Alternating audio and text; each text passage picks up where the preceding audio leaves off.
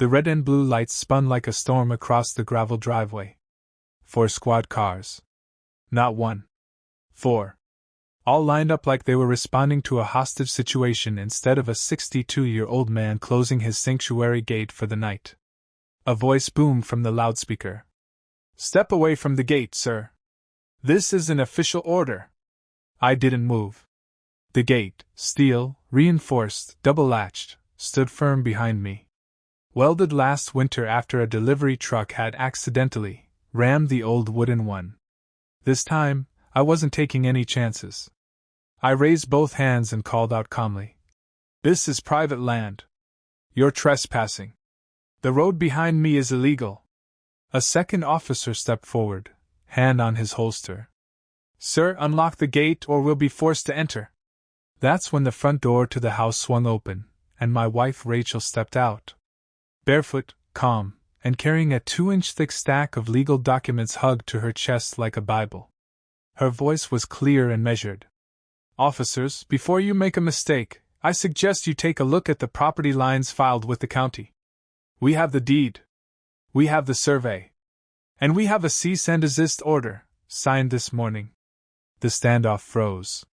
Even the officers hesitated. And standing 20 feet behind them, in his pressed shirt and HOA badge lanyard, was Bryce Halford, president of the Ridgewood Meadow Homeowners Association, smiling like he'd already won. He didn't know it yet, but that was the moment everything began to unravel. "My name is Caleb Reed, and if you think this is just another land dispute, you're wrong. This wasn't just about a road. It was war. And I was ready to fight it. Long before the sirens, before the lawsuits, before the scorched pasture and broken fences, there was peace. After nearly 35 years working as a veterinarian, half of it in animal rescue, I finally hung up my white coat and traded city life for solitude. I'd dreamed of it for decades. A patch of Texas sky wide enough to breathe. A stretch of land big enough to disappear into. 70 acres. Oak groves, rocky ridgelines, open meadows where deer wandered in like they'd always lived there. That's what I turned into Reed Hollow Sanctuary. Not a business. Not a tourist spot. Just a quiet haven for wounded wildlife, retired horses, and the occasional fox who didn't mind the sound of a guitar on a back porch. Rachel, my wife, wasn't sure about it at first. She's sharper than I am, a research scientist who consults with universities and environmental agencies from a little corner office off our kitchen. But when she saw a limping coyote eat from my hand without flinching, she stopped asking questions.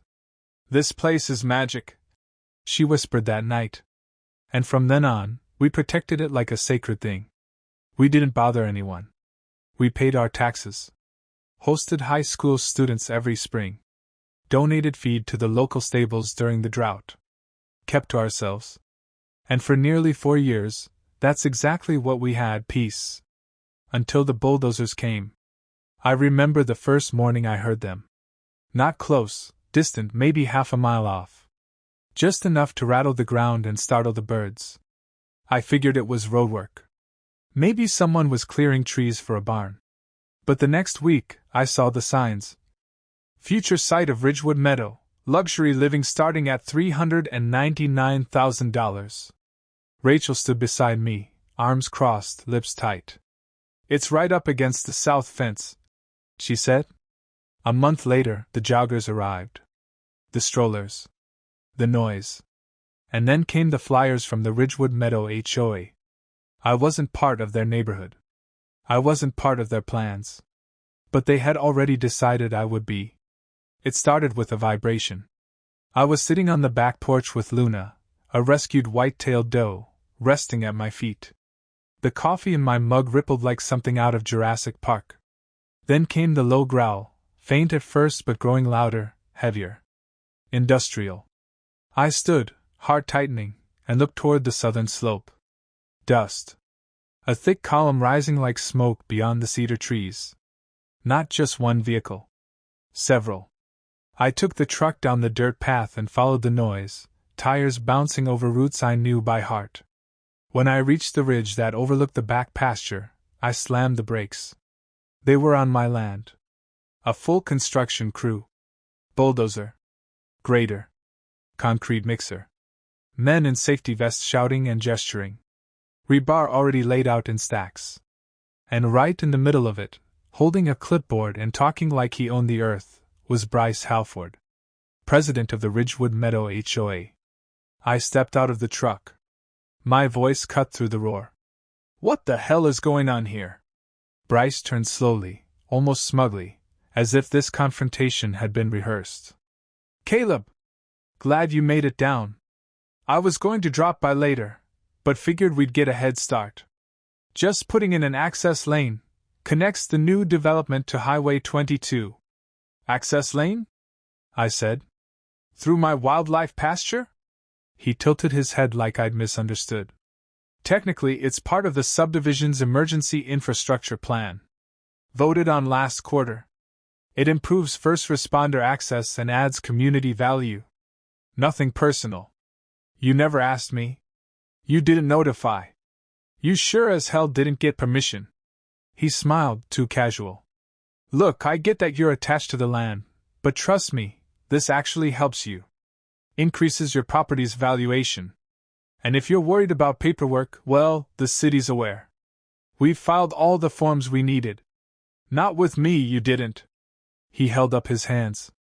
"Talk to a lawyer if you want, but it's called easement by necessity. Happens all the time when communities grow. Can't stop progress, right?" Progress. That word burned in my chest. Bryce turned and signaled the dozer forward. I watched in disbelief as the operator dropped the blade and started cutting through the meadow. Where Luna had been born. Where the owl nested. Where my father and I once camped before there were any fences at all. That night, Rachel stayed up past 2 a.m., poring through old deed records and topographic maps. Her face was calm, but her fingers moved like fire. By morning, she had it all. The land was ours, unquestionably, undeniably. No easement. No city order. No recorded utility access. Nothing. "This isn't miscommunication," she said. "This is deliberate. They think we won't fight." I looked out the window again, saw the machines crawling across the field like ants on a corpse. "They're wrong," I said. By the end of that week, I'd had enough. I drove into town and bought 6 panels of reinforced steel gate, for concrete posts, and a weatherproof camera kit. Rachel helped me install them across the gravel cut that now dissected our southern meadow like an open wound. We welded the frame directly into bedrock. It wasn't pretty, but it was solid. On the front, we hung a hand-painted sign. "Reed Hollow Sanctuary, no trespassing. Violators will be prosecuted." And I meant it. We set up trail cams, motion lights, and I marked every inch of the pasture line with fluorescent tape. I didn't care if it looked paranoid. This was our home. Our work. Our life. For a few days, the trucks stayed away. Then came the crash. I was feeding Luna near the west fence when I heard it. A horrible metal-on-metal crunch, followed by splintering wood and Rachel screaming my name. I ran, limping, heart pounding, and when I rounded the shed I saw it. The gate had been rammed. A pickup truck, still running, had torn straight through. Steel twisted, one concrete post uprooted. The motion light dangled uselessly, wires sparking. Rachel was on her knees, cradling a panicked fox pup that had darted into the fence during the chaos. No driver. Just a handwritten note taped to the hood. "Enjoy your little wall. We'll see you in court." The next day, the letter arrived. A thick envelope stamped with the Ridgewood Meadow HOA logo. Inside was a formal complaint. "Caleb Reed, owner of parcel number 1087, is hereby accused of obstructing a designated community access route, thereby endangering public safety and impeding emergency response protocol as outlined in HOA Infrastructure Directive 6B. They were suing us for blocking a road they had illegally built." Rachel stood at the kitchen counter, reading it aloud in disbelief. "They're claiming your sanctuary is a liability. They're twisting it," I muttered, fists clenched. That night, I sat alone in the barn, sharpening fence tools and rewatching trail cam footage. Not because I expected justice, but because I needed to prepare. They thought they could scare me with lawsuits and broken fences. But they'd forgotten who I was before this place. I'd spent decades tending to animals ripped apart by man's carelessness. And I'd stitched every single one of them back together. This land wasn't just mine. It was healed by my hands. And I wasn't about to let anyone tear it apart again. If you'd fight back too, just comment yes below. Let's see how many of us still stand for what's right. The morning of the hearing, Rachel wrapped Luna's leg in gauze, kissed my cheek, and said what she always says before something big. Keep your voice calm and your facts louder. We'd spent the last 4 nights gathering everything, every inch of paper, every second of footage. Rachel had created a color-coded binder the size of a Bible, maps, surveyor data, GPS overlays, time-stamped trail cam videos, even drone shots showing Ridgewood's paved road crossing directly through our sanctuary. And at the top of the stack? A notarized copy of our land deed, clear, uncontested, and older than the HOA itself. The courthouse was packed. Rachel and I took our seats behind our attorney, Noah Tran, a sharp-tongued, sharp-suited property rights litigator who'd handled rancher cases from the Panhandle to El Paso. He opened his laptop, turned to me, and whispered, "They don't have a leg to stand on. We're not just going to win, we're going to bury them." At the bench sat Judge Anita Wells, a no-nonsense woman in her 60s with silver hair pulled into a tight braid. She scanned both parties with an expression that suggested she'd already had enough of the nonsense. Bryce Halford sat across the room, flanked by 2 HOA board members and a lawyer who looked like he'd rather be anywhere else. The hearing began. We presented everything. Noah spoke clearly, confidently, citing zoning law, property rights, and federal conservation regulations.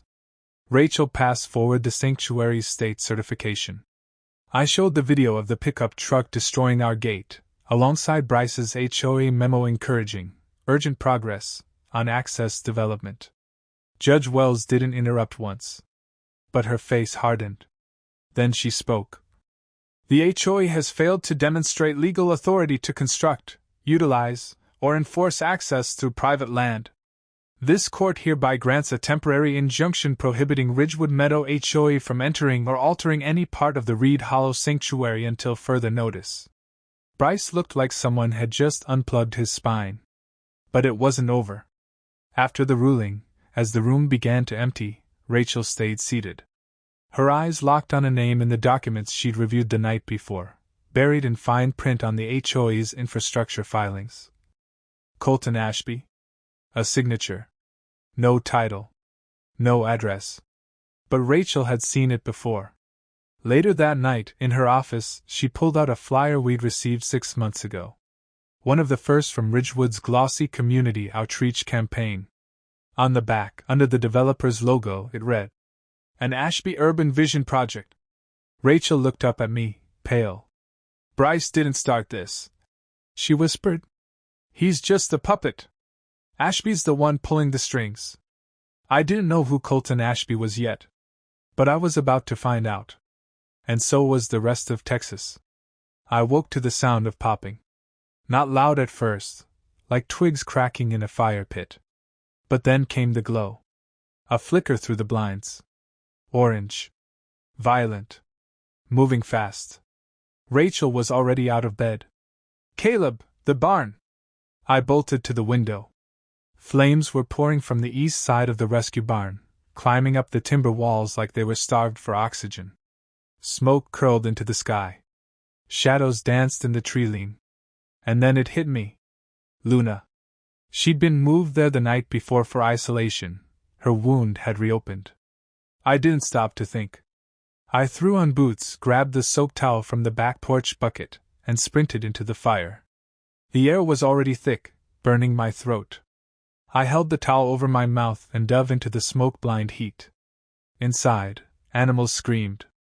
I could hear cages buckling, wood creaking, glass shattering. Luna was in the back stall. Her eyes were wide, wild. She thrashed as I approached. "Easy, girl. I'm here." I fumbled with the latch, hands shaking. The metal seared my skin. The beam above us groaned. I yanked the stall open and threw the lead rope around her neck. She didn't resist. We staggered out just as the roof collapsed behind us. Rachel met us in the field, crying and coughing. We watched the flames devour what was left of the barn. By the time the fire department arrived, it was too late. It wasn't an accident. I knew it the moment I saw the scorch pattern. And the sheriff confirmed it. "We found gasoline residue near the east corner," he said. "Multiple entry points. And Caleb, all 5 of your trail cams were sprayed over. Black paint. Precision work." But what they didn't find was my backup. A small camera, mounted under the nesting box in the adjacent storage shed. Unlisted. Hidden behind a slat. Motion triggered. Rachel and I watched the footage in silence. 3 figures. Hoods up. One tall and stocky. One clearly limping. And the third, shorter, wearing a red hoodie with a logo I'd seen dozens of times. Ridgewood High Lacrosse. The sheriff ran it through facial recognition. Called me the next day.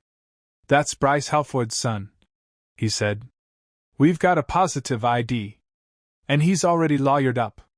The arrest was swift. Bryce's son confessed within 48 hours.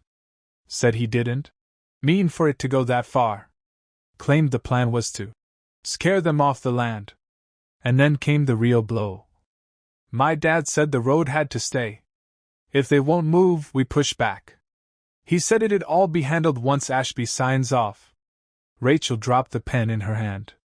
Her face went still. Ashby. Again. Now the sheriff was listening. Within days, Bryce Halford was arrested and charged with conspiracy to commit arson, destruction of property, and endangering protected wildlife. The Ridgewood HOA collapsed like a house of cards. Board members fled. Lawyers withdrew. Public trust evaporated. But Colton Ashby? He didn't flinch. No statement. No phone calls. No trace. He hadn't lost. He had only just started. 3 days after Bryce Halford's arrest, I expected the dust to settle. Instead, a brand new storm rolled in. Rachel found it first, buried in a public records notice posted to the county development site. A new zoning request, filed just days before the fire. Applicant, Ashby Urban Vision LLC. Proposal, Community Integration Greenway, Ridgewood Meadows Extension. Target, Reed Hollow Wildlife Sanctuary. They weren't trying to hide it anymore. The proposal called for repurposing underutilized land into accessible green space, complete with bike trails, educational signage, and a community amphitheater, right where my rescue barn had burned. The language made my stomach turn. Integrating natural resources for collective benefit. Promoting shared ecological responsibility. They were painting over theft with pastel words. And then came the envelope.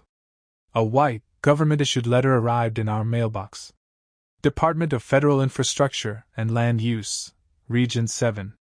Inside was a notice of inclusion. Our sanctuary had been listed as part of the proposed development corridor for Project 17A, a massive federal initiative to build high-speed transit routes through rural Texas. It wasn't a seizure. Not yet. Just a notification of interest and an invitation for voluntary negotiation. But we knew exactly how that played out. First they ask, Rachel muttered. Then they assume. Then they dig. She stood in the middle of our kitchen, holding the letter like it might catch fire. I was still reeling when the phone rang. It was Noah, our lawyer. "We've got a bigger fight now, Caleb. Ashby's not just operating locally, he's got federal contacts. And that zoning request? It's real. They're going for public use designation." I looked out the window, past the scorched ruins of the barn, past the bent fence line and the long scar of gravel where the road still sat silent. He was coming for it all. And now, he had the government behind him. But I'd been blindsided once. Not again. Think Ashby crossed the line? Hit the like button and comment 1 if you agree. Rachel called in favors. Old colleagues. Journalists. Conservation partners. By noon the next day, she'd arranged a press conference, right there in front of the ashes.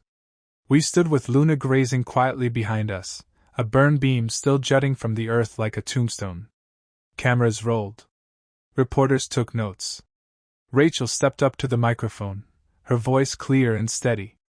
This sanctuary is not just land. It's life. It's restoration. And now it's being targeted by private developers posing as environmentalists, aided by federal overreach. We will not give up our home. Not to Colton Ashby. Not to Project 17A. Not to anyone. The crowd of neighbors applauded. A high school biology teacher hugged me after. A retired game warden offered his land to relocate animals if needed.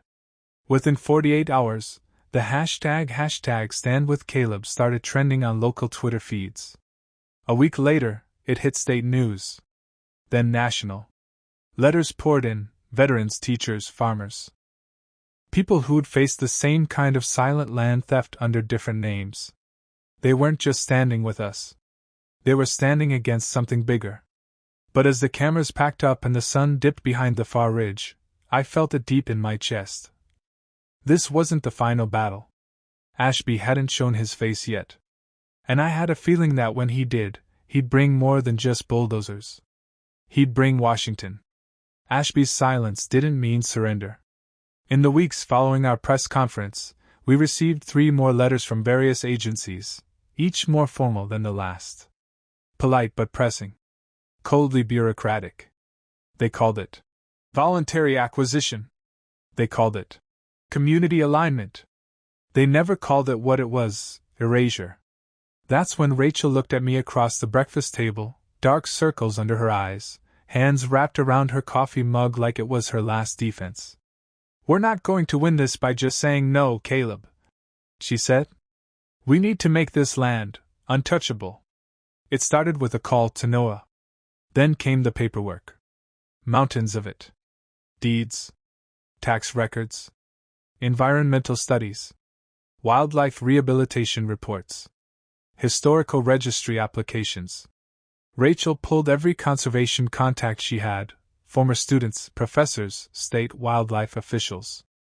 We gathered documentation showing how the land had been used for animal rescue, ecological research, even school field trips. 1 week turned into 2. 2 into 4. And then it happened.